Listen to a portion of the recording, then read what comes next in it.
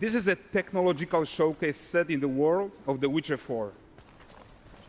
What you just saw and are going to see now is running on a standard PlayStation 5 at 60 FPS with ray tracing. So in the game, you'll be playing as Ciri, a professional monster slayer, a witcher. She explores the world and hunts down monsters for coin. The region we are in is called Kovir, and you'll get to explore it in a game. Right now, Ciri is investigating a monster, and after gathering new clues, she is heading back to a nearby village.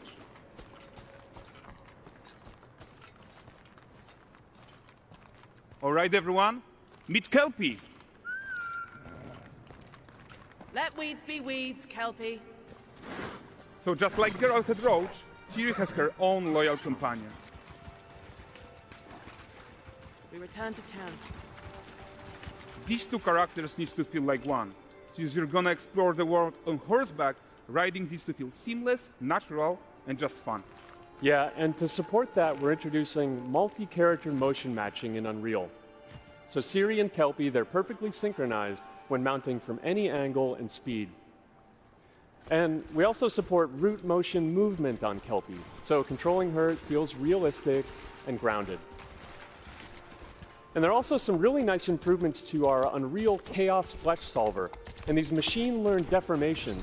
So you've got realistic muscles moving and stretching under Kelpie's skin without compromising the performance there.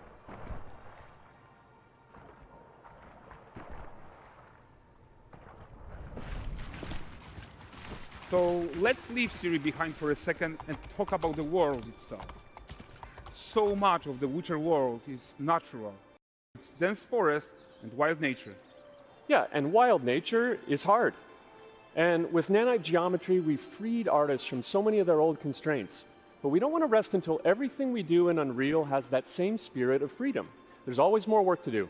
And foliage is a huge piece of that puzzle.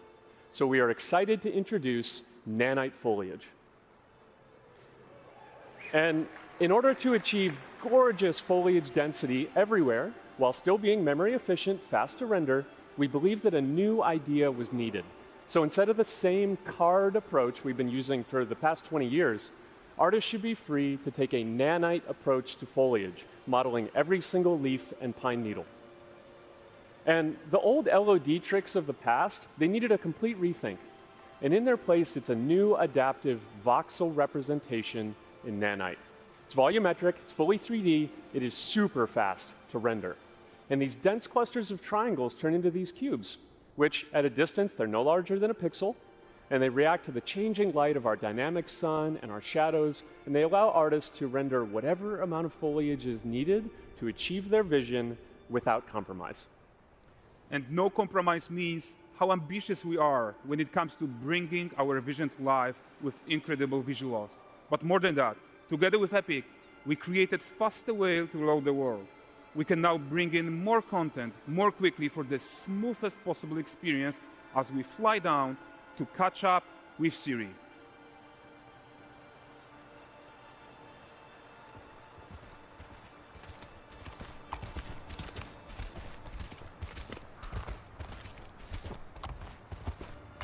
Welcome to Valdrest.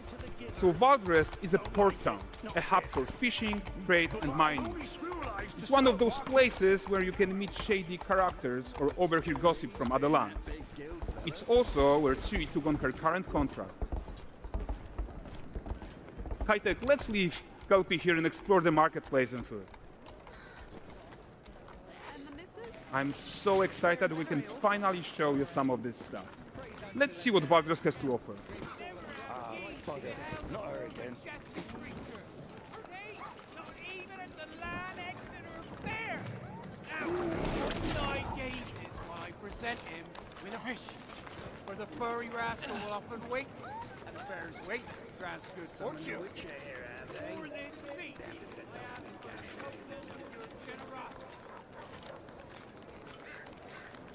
Pardon. Guys, notice how responsive the world is. Character actions directly affect what happens around you, sometimes even setting off chain reactions.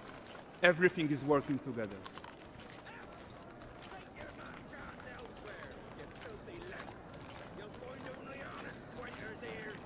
Oh, look at this poor gentleman being taught how to fly by an angry innkeeper. That's what happens when you cheat at Gwent. Last of it, is it?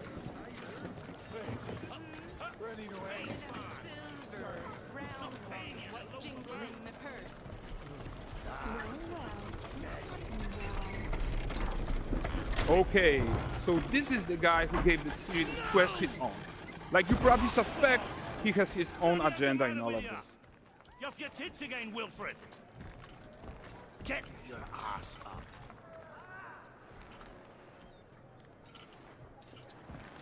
A typical day's toil. Who in? Ah, Witcheress. What news of my wagons? No eternity is taking that damn salt to arrive.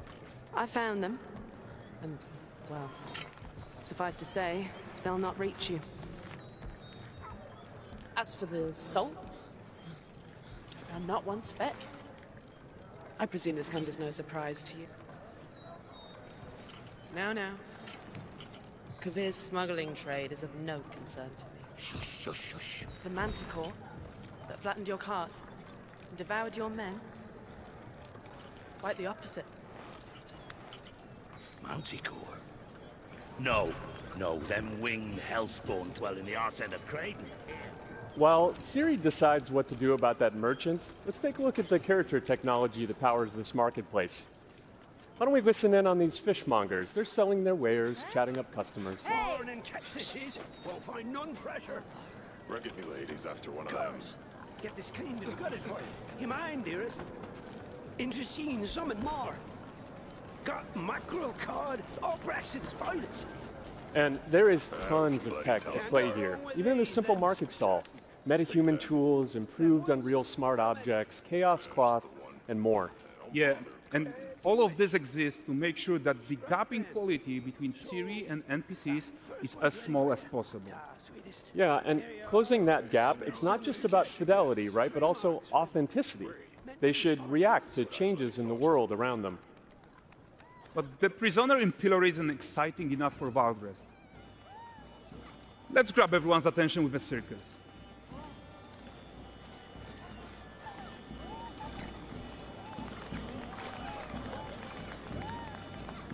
But the great performance deserves a huge crowd though. Let's crank it up.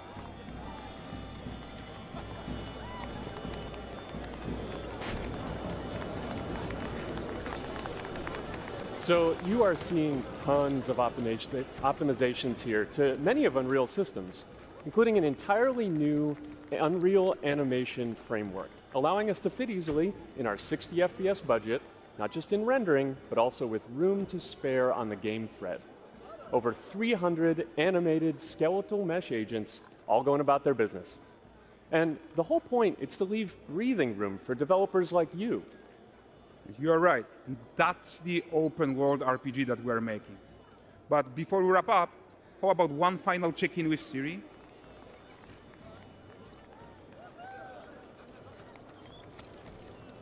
We are making this game to be the most immersive and ambitious open world Witcher game ever.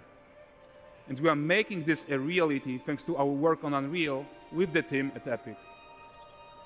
I think what we are doing together is going to bring in a new generation of open world RPGs, and I'm so proud of what we accomplished so far. We are too. So we're almost done, but before we go, here's a small gift for all Witcher fans. A first look at Lanexeter.